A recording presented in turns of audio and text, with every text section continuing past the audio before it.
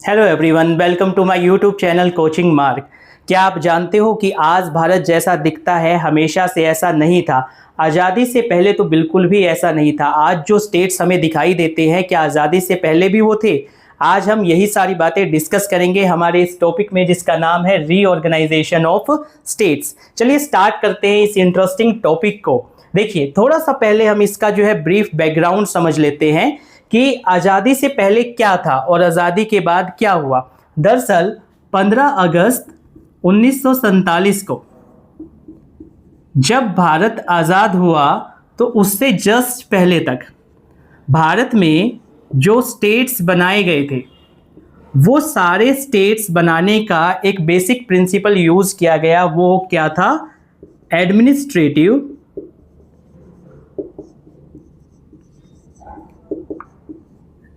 Convenience.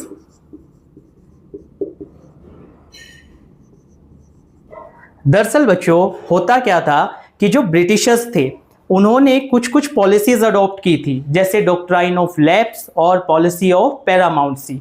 और वो लोग क्या करते थे, जब भी किसी स्टेट को इन तरीकों से जीतते तो उस स्टेट को जो है एक नया स्टेट डिक्लेयर कर देते थे। सारा का सारा ये काम जो है वो लोग अपने इजीनेस के लिए, अपनी सुविधा के लिए करते थे। तो बेसिक प्रिंसिपल जो यूज होता था आज़ादी से पहले स्टेट्स बनाने का, वो एडमिनिस्ट्रेटिव कन्वीनियंस यूज होता था। और कौन यूज करते थे? ब्रिटिशर्स यूज करते थे। लेकिन हुआ क्या, 1920 में कांग्रेस का एक सेशन हुआ जिसको हम कहते हैं नागपुर सेशन। ये जो नागपुर सेशन हुआ कांग्रेस का, इसके बाद हमारे एक फेमस लीडर और हमारे नायक जिनका नाम है गांधी जी, तो गांधी जी ने एक बात कही।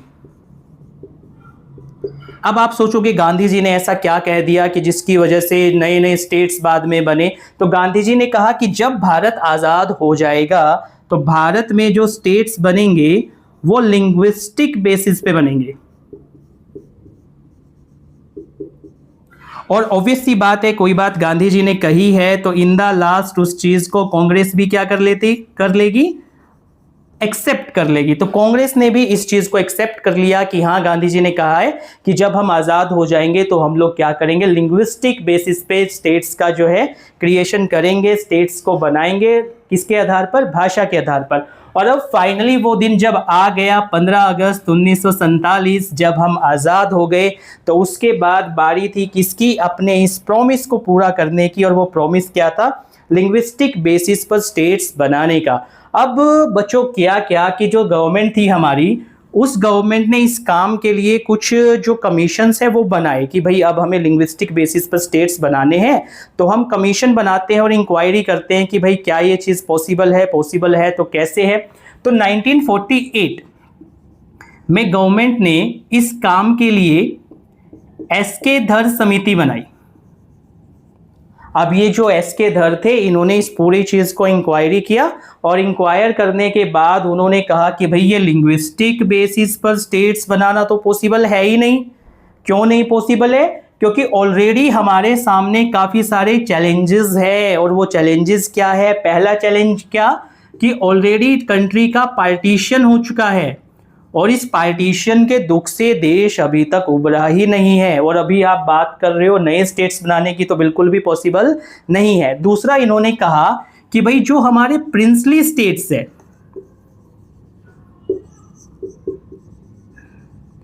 उनकी पोजीशन भी अभी किसी भी तरह से क्लियर नहीं है कि वो भारत में शामिल होंगे या नहीं होंगे। काफ़ी सारे स्टेट्स हैं जो कह रहे हैं हम तो इंडिपेंडेंट रहेंगे, कुछ स्टेट्स हैं वो कह रहे हैं कि हम तो पाकिस्तान में जाएंगे। तो इसलिए प्रिंसली स्टेट्स को लेकर भी अभी क्लैरिटी नहीं है। तीसरा क्या, देश के सामने सोशल और इकोनॉमिक डेवलपमेंट, या तो कहो चैलेंजेस एज इट इज है। देश के अंदर गरीबी है, देश के अंदर जो है असाक्षरता है, उन चीजों को पहले डील करेंगे, बाद में स्टेट्स को देखेंगे। तो सरकार ने कहा कि भाई पार्टीशन की चुनौती है, प्रिंसली स्टेट्स का अभी कुछ क्लियर है नहीं, सोशल और economic challenges as it is है। और इन सबके बाद में और सबसे इंपॉर्टेंट क्या, देश की यूनिटी, इंटीग्रिटी, वो हमारे लिए सबसे ज्यादा जरूरी है। तो गवर्नमेंट ने भी कहा हाँ भाई देखो चैलेंजेस तो है, तो अभी तो लगता नहीं है कि पॉसिबल है। तो एसके धर समिति ने जब मना कर दिया तो उसके बाद हमारे जो साउथ इंडियन स्टेट्स थे, दक्षिण भारतीय राज्य थे, उन्होंने विरोध करना शुरू कर दिया कि भाई आप लोग मना कैसे कर रहे हो, आपने ऑलरेडी कहा था कि भाई हम ऐसा बनाएंगे। तो फाइनली गवर्नमेंट ने क्या किया, उनके प्रेशर में आकर के 1948 में ही दिसंबर में एक और समिति बनाई जिसका नाम था JVP समिति। J for Jawaharlal Nehru, V for Sardar Vallabhbhai Patel and P for Pattabhi Sitaramayya. और जब इस समिति ने इस चीज को इंक्वायरी किया कि भाई क्या इंडिया में लिंग्विस्टिक बेसिस पर स्टेट्स बनाए जा सकते हैं या नहीं बनाए जा सकते, तो इस समिति ने भी साफ साफ मना कर दिया कि भाई इंडिया में अभी लिंग्विस्टिक बेसिस पर स्टेट्स बनाना पॉसिबल नहीं है। और ऑब्वियस ही बात है, जब पॉसिबल ही नहीं है ये चीज, तो सरकार ने क्या किया, सरकार ने डिसाइड किया कि हम इस चीज को अभी के लिए क्या कर देते हैं, पोस्टपोन कर देते हैं, और जब स्थिति अच्छी होगी तो इसके बारे में सोचेंगे। भाई ऐसा नहीं था कि सरकार करना नहीं चाहती थी, लेकिन स्थिति ऐसी थी, ये सारे के सारे चैलेंजेस थे। 1 पार्टीशन, 2 प्रिंसली स्टेट्स की स्थिति क्लियर नहीं थी, 3 देश के सामने सोशियो इकोनॉमिक चैलेंजेस थे, और 4th देश की जो यूनिटी थी उसको भी खतरा था। तो इन सारे चैलेंजेस की वजह से सरकार ने क्या डिसाइड किया कि एक बार के लिए हम लोग इसको क्या कर लेते हैं, पोस्टपोन कर लेते हैं, बाद में कभी समय आएगा तो देखेंगे। लेकिन सरकार ने जैसे ही ये डिसाइड किया कि भाई हम इसको अभी के लिए पोस्टपोन करते हैं, तो देश का रिएक्शन क्या आया इसके ऊपर, ये अपने आप में जानने वाली बात है। अब देखिए, इंडिया के अंदर जो मद्रास प्रोविंस था, अब उस समय का जो मद्रास था, अगर हम समझें तो आज के समय आप आंध्र प्रदेश, तमिलनाडु और कुछ पार्ट्स केरल और कर्नाटका के मिला लीजिए, इन सबको मिलाकर के उस समय का मद्रास प्रोविंस बनता था। और यहाँ पर मेनली जो लोग रहते थे वो तेलुगु स्पीकिंग थे, तेलुगु भाषी लोग रहते थे। अब ये जो तेलुगु स्पीकिंग लोग थे, इन्होंने विरोध करना शुरू कर दिया कि भाई हमें तो अलग अपने लिए आंध्रा स्टेट चाहिए ही चाहिए। और इनके एक लीडर थे, लीडर का नाम क्या था, पोट्टी श्री रामुलु। अच्छा, एग्जाम पॉइंट ऑफ व्यू से बच्चों ये इंपॉर्टेंट हो जाता है कि पोट्टी श्रीरामुलु कौन थे और उन्होंने किसको लीड किया। तो इन्होंने लीड किया किसको, विशाल आंध्रा मूवमेंट को।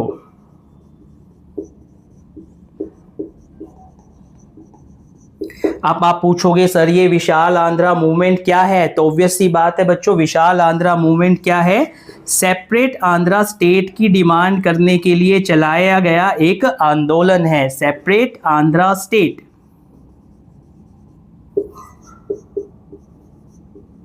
ठीक है, तो सेपरेट आंध्रा स्टेट के लिए, आंध्र राज्य के लिए चलाया गया एक आंदोलन है। और इस आंदोलन का नाम एग्जाम पॉइंट ऑफ व्यू से बड़ा इंपॉर्टेंट है, याद रखेंगे सभी, विशाल आंध्रा मूवमेंट। और इस मूवमेंट को लीड कौन कर रहे हैं, पोट्टी श्रीरामुलु कर रहे हैं। अब यहां पर एक इंपॉर्टेंट क्वेश्चन बनता है कि ये पोट्टी श्रीरामुलु कौन है, एग्जाम में ये भी क्वेश्चन आ जाता है, तो एक बार हम लोग इसको भी देख लेते हैं। जब हम बात करते हैं पोट्टी श्रीरामुलु की, तो 2 बातें हमें इनके बारे में याद रखनी है। पहला क्या, कि ये कांग्रेस लीडर ही थे, कांग्रेस के ही एक लीडर थे। दूसरी बात, ये गांधी जी के फॉलोअर्स थे। तो आप याद रखेंगे दूसरी बात इनके बारे में कि ये वेटेरन गांधीयन थे। मीन्स क्या, गांधी जी के विचारों को, गांधी जी के आदर्शों पर चलने वाले व्यक्ति थे। अब बात आती है भाई इन्होंने किया क्या, तो इन्होंने क्या किया, इंडेफिनेट फास्ट किया। मतलब क्या किया, इन्होंने सबसे शक्तिशाली तरीका अपनाया भूख हड़ताल का। और लगभग इन्होंने कितने दिन भूख हड़ताल की, 56 डेज। और 56 डेज के बाद बच्चों क्या हुआ, 56 डेज के बाद 15 दिसंबर 1952 को इनकी डेथ हो गई। अब देखिए यहाँ पे ये समझने वाली बात है कि विशाल आंध्रा मूवमेंट चलाया गया, अलग आंध्रा स्टेट चाहिए था। किसको चाहिए था? तेलुगु स्पीकिंग लोगों को। कहाँ के थे ये तेलुगु स्पीकिंग लोग? मद्रास प्रोविंस के थे। और इसके लिए इन्होंने सरकार को प्रेशराइज करने के लिए, सरकार को मनाने के लिए इंडेफिनिट फास्ट किया। लेकिन 56 दिन के बाद इनकी क्या हो गई? डेथ हो गई। और ऑब्वियस सी बात है बच्चों, कोई व्यक्ति जो हमारे लिए किसी आंदोलन में शामिल है और उस व्यक्ति की अगर डेथ हो जाए सरकार के ध्यान न देने की वजह से, तो लोगों में गुस्सा क्या होगा? ऊपर आ जाएगा। लोगों के अंदर गुस्सा जो है वो जाग जाएगा। और उसके बाद वही सब कुछ हुआ कि लोग जो है वो सड़कों पे आ गए। और जब भी लोग सड़कों पे आते हैं तो राज्य क्या करता है, सरकार क्या करती है? उसको दबाने के लिए, सप्रेस करने के लिए पुलिस का यूज करती है। तो यहां भी ये सारा कुछ हुआ कि पुलिस फायरिंग की गई। और इस पुलिस फायरिंग के जवाब में लोगों के सपोर्ट में जो हमारे लेजिस्लेटर्स थे, जो विधायक थे, उन्होंने क्या किया? रिजाइन देना शुरू कर दिया। और उसके बाद फाइनली जो गवर्नमेंट है उसके ऊपर एक प्रेशर बना, गवर्नमेंट के ऊपर एक दबाव बना। और उस दबाव की वजह से दिसंबर 1952 में ही जो हमारे पीएम थे, पीएम कौन थे हमारे? JL नेहरू, उन्हें अनाउंस करना पड़ा मेंट ऑफ सेपरेट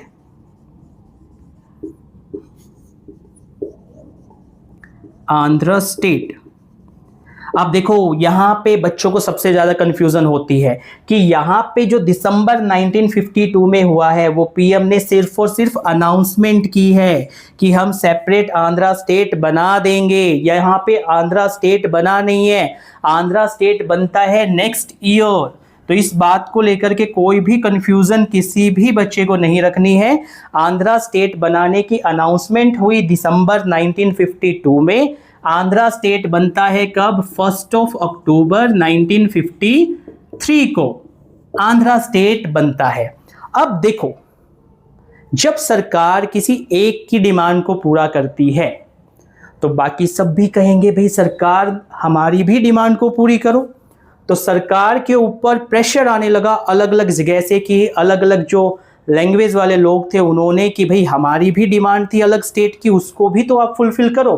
तो सरकार को फाइनली करना क्या पड़ा? 1953 में एक कमीशन बनाना पड़ा जिसका नाम था स्टेट रीऑर्गेनाइजेशन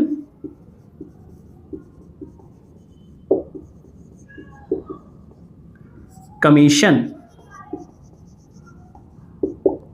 अब देखिए एग्जाम पॉइंट ऑफ व्यू से इस कमीशन का दूसरा नाम भी याद रखना जरूरी है।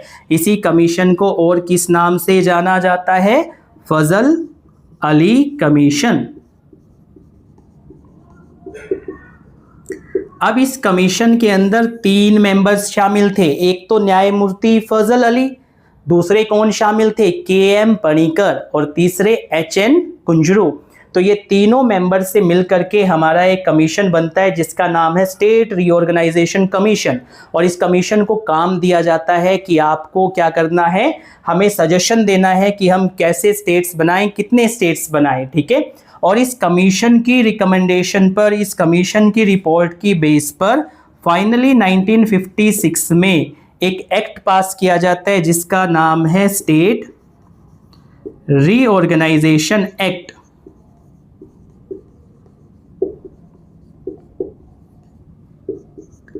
अब ये जो स्टेट रीऑर्गेनाइजेशन एक्ट पास होता है, मतलब कानून बनता है, इस कानून के बेस पर भारत के अंदर 14 स्टेट्स और 6 यूटीज जो है वो बना दिए जाते हैं। 14 राज्य बनाए जाते हैं, 6 यूनियन टेरिटरीज बनाई जाती है।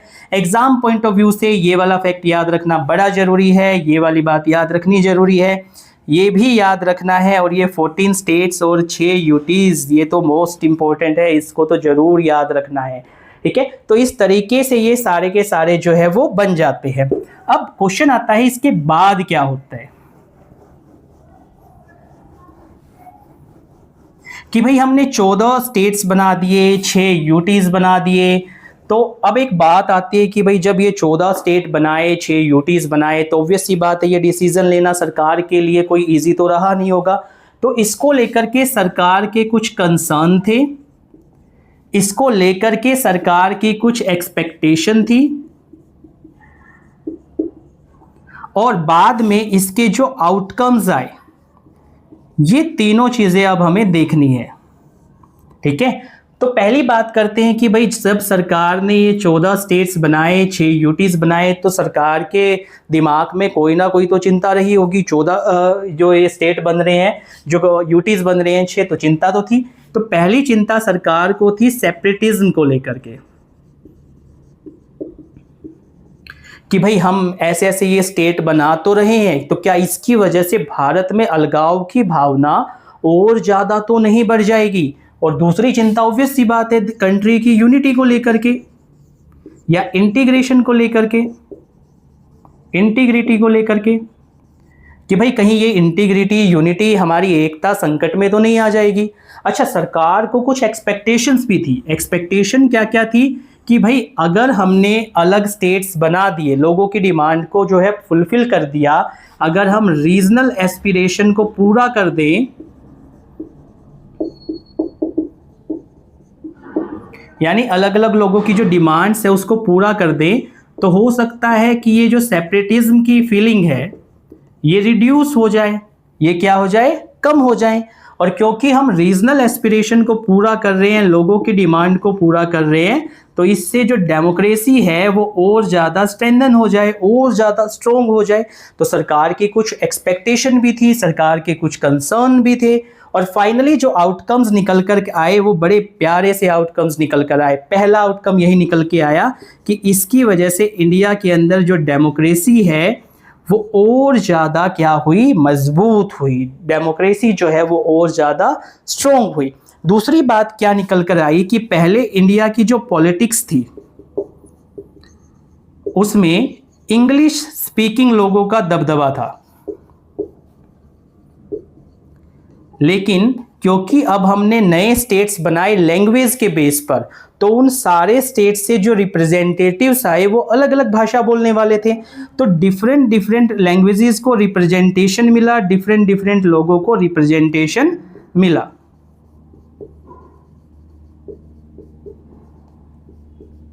जो है वो हमारे पार्लियामेंट में आए, तो इससे भी डेमोक्रेसी जो है वो और ज़्यादा स्ट्रोंग हुई। तो इस तरीके से हम देखें कि ये स्टेट्स और यूटीज़ बनाने से पहले सरकार के पास कुछ कंसर्न थे, सरकार की कुछ एक्सपेक्टेशन थी, लेकिन जो आउटकम्स निकल कर आए वो बड़े अच्छे आए। और आपको जानकर के खुशी होगी कि जब हम अलग अलग स्टेट्स बना रहे थे, या हमने जब अलग अलग स्टेट्स बनाए, तो जो नए बने हुए स्टेट्स थे उनमें से काफ़ी सारे स्टेट्स ने बड़ा अच्छा डेवलपमेंट किया है। डेवलपमेंट के मामले में वो स्टेट्स काफ़ी आगे निकले हैं, तो एक अच्छी बात ये यहाँ पे रही।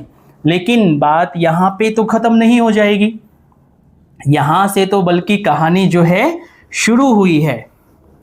ये तो कह सकते हैं कि कहानी का बस ट्रेलर था, असली मूवी अभी बाकी है। अब क्या होगा, फॉर्मेशन ऑफ डिफरेंट स्टेट्स।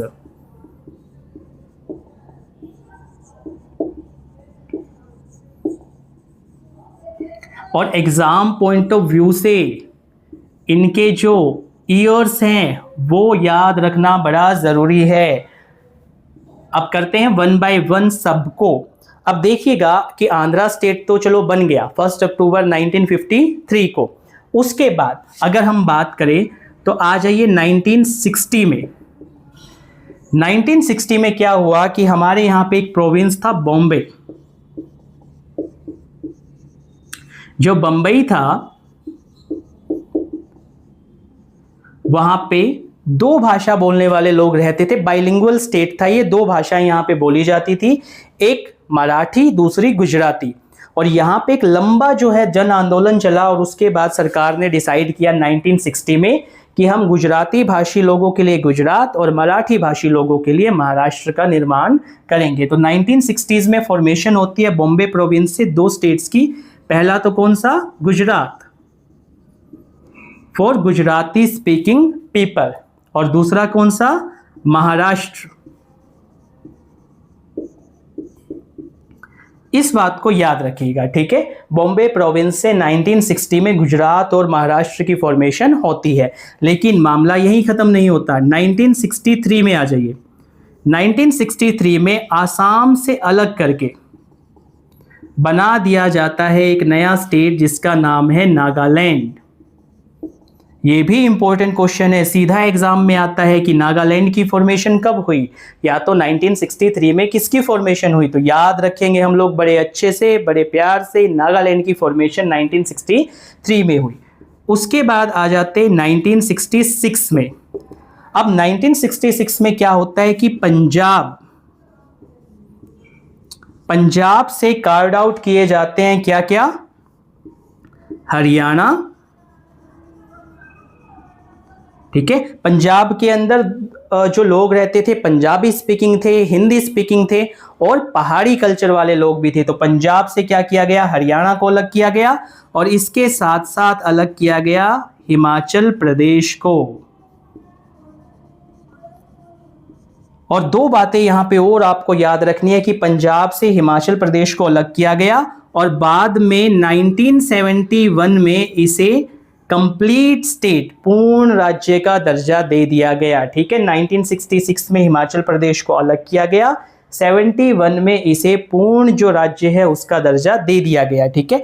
एक बात और आपको याद रखनी है, क्या, चंडीगढ़। तो चंडीगढ़ क्योंकि पंजाब की कैपिटल था, तो सरकार ने क्या किया, उस समय प्रॉब्लम हो गई कि हरियाणा को दे, पंजाब को दे, तो इसलिए उन्होंने क्या किया, चंडीगढ़ को यूटी बना दिया और पंजाब और हरियाणा की कॉमन कैपिटल बना दिया गया। अब उसके बाद आते 1972 में। अब 1972 इंपॉर्टेंट है क्योंकि 1972 के दौरान रीऑर्गेनाइजेशन किया गया नॉर्थ ईस्ट का, तो इसको बड़े अच्छे से याद रखेंगे। रीऑर्गेनाइजेशन किया गया ऑफ नॉर्थ ईस्ट, ठीक है। जो नॉर्थ ईस्ट भारत है वहां पे रीऑर्गेनाइजेशन का काम हुआ 1972 में। इसको एक बार इरेज कर देते हैं। चलिए इसको देखते हैं। अब हुआ क्या, 1972 के अंदर मेघालय कार्ड आउट किया गया, कहां से, आसाम से, ठीक है। आसाम से अलग किया गया मेघालय। इसके अलावा दो और बनाए गए, एक त्रिपुरा, ठीक है। मेघालय बनाया गया, मेघालय के अलावा जो है वो बना दिया गया क्या, त्रिपुरा बनाया गया, और त्रिपुरा के अलावा बनाया गया क्या, मणिपुर, ठीक है। तो 1972 में क्या हुआ, 1972 में रीऑर्गेनाइजेशन हुआ नॉर्थ ईस्ट का। मेघालय आसाम से कार्ड आउट किया गया, त्रिपुरा और मणिपुर भी बना दिए गए। इसके बाद आता है नेक्स्ट इंपॉर्टेंट ईयर 1987। ये नीचे वाला इरेज कर देते हैं, कंफ्यूजन नहीं होगी, ठीक है। तो ये 1972 में हुआ, और अब हम आ गए 1987 में। 1978 में 87 में जो नॉर्थ ईस्ट के कॉर्नर वाले स्टेट्स है, एक तो कौन सा है, मिजोरम, और दूसरा कौन सा है, अरुणाचल प्रदेश।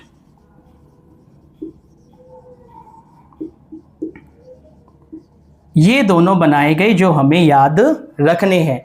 लेकिन क्या इंडिया में सिर्फ और सिर्फ लिंग्विस्टिक बेसिस पर स्टेट बने? नहीं, इंडिया में कुछ स्टेट्स बनाए गए किसके बेस पर, कल्चर और डेवलपमेंट के बेस पर भी, क्योंकि कुछ ऐसे राज्य थे जिनका एक पर्टिकुलर हिस्सा, एक बड़ा हिस्सा डेवलपमेंट के मामले में पीछे था, और वहाँ के लोग कंटिन्यूसली डिमांड कर रहे थे भाई हम डेवलपमेंट के मामले में पीछे हैं तो हमें भी अलग से स्टेट का दर्जा दिया जाए।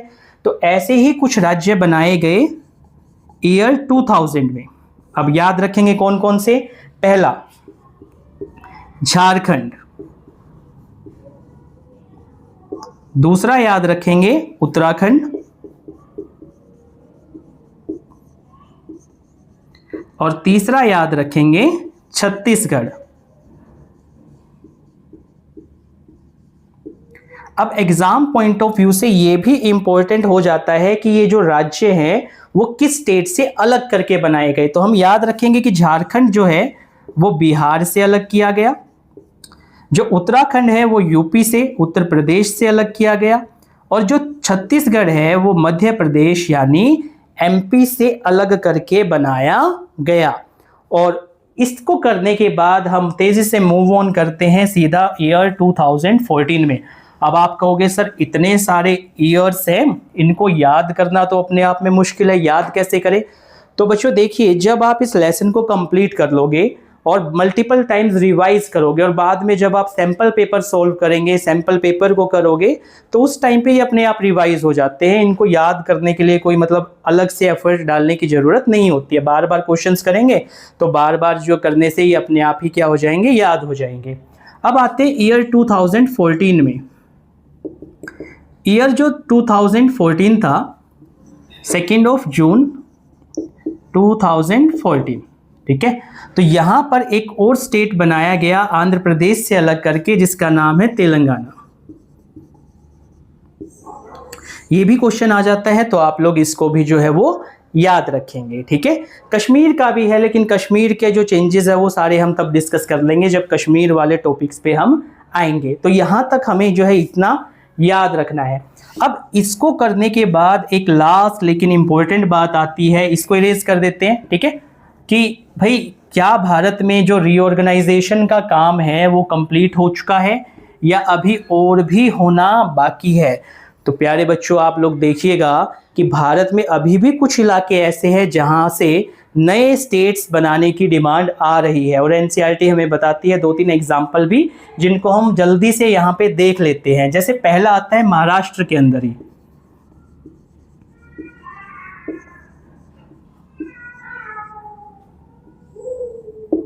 अब देखिए, महाराष्ट्र के अंदर जो ईस्टर्न महाराष्ट्र है, ठीक है, लगभग 11 जिले इस ईस्टर्न महाराष्ट्र के अंदर जो आते हैं, उस रीजन को बोला जाता है विदर्भा रीजन। सो ये जो विदर्भा रीजन है, ये आपने कई बार न्यूज़पेपर्स में भी देखा होगा। फार्मर्स जो है बड़े परेशान है, यहाँ के सुसाइड कमिट करते हैं, ठीक है, और खनिज वगैरह यहाँ उपलब्ध है लेकिन उसका लाभ उन लोगों को नहीं मिल पाता है। तो ये लोग डिमांड कर रहे हैं कि भाई हमारे लिए क्या किया जाए, सेपरेट स्टेट जो है वो बना दिया जाए। दूसरा एक आता है यूपी के अंदर, और यूपी के अंदर भी कौन सा हिस्सा, वेस्टर्न यूपी का।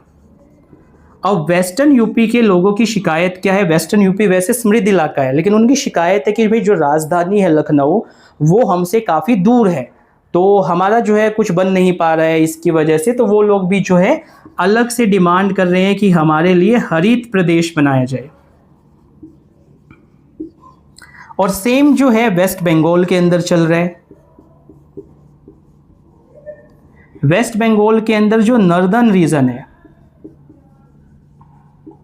वहाँ पे जैसे कुछ जो गोरखा समुदाय है वो गोरखा लैंड की डिमांड कर रहा है, और कुछ और समुदाय भी है जो ऐसी डिमांड कर रहे हैं। तो नॉर्दर्न जो रीजन है वेस्ट बंगाल का, वहाँ से भी ऐसी डिमांड्स आ रही है। लेकिन आप सबको पता है कि भारत जो है वो दुनिया की सबसे बड़ी डेमोक्रेसी है, और ऐसी ऐसी जो डिमांड्स है, रीजनल एस्पिरेशंस है, उनका हल बातचीत के द्वारा सौहार्दपूर्ण तरीके से निकालने में सक्षम है। तो ये सारी चीज़ों को भी हम आने वाले फ्यूचर में जो है डील कर ही लेंगे, ऐसा हमें विश्वास रखना चाहिए। तो यहाँ तक बच्चों हमारा ये जो टॉपिक है रीऑर्गेनाइजेशन ऑफ स्टेट्स, ये कंप्लीट होता है। होप सो कि आपको ये लेक्चर समझ में आया होगा। अगर आप और भी ऐसे लेक्चर्स देखना चाहते हैं, आप क्लास 12th पॉलिटिकल साइंस का जो बैच है उसका लाभ लेना चाहते हैं, तो आप मेरे चैनल को सब्सक्राइब कीजिए, लाइक कीजिए। Thank you.